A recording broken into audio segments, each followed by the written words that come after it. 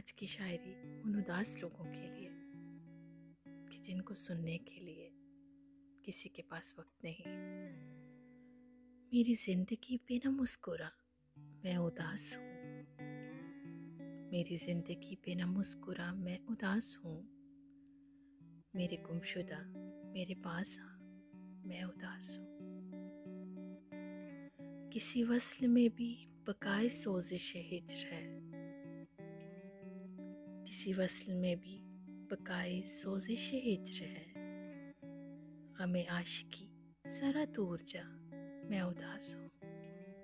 मैं मुंडेरे दर्द पे जल रहा हूँ चिराग सा, मैं मुंडेरे दर्द पे जल रहा हूँ चिराग सा। मेरी लो बढ़ा मुझे मत बुझा, मैं उदास हूँ। मेरे हाफसे का ये हाल वजह मलाल है, मेरे हाफसे का ये हाल वजह मलाल है। मेरे चारा घर मुझे याद आ, मैं उदास हूँ। सभी लोग शहर में आईने के कफील हैं, मुझे आके चेहरा मेरा दिखा, मैं उदास हूँ।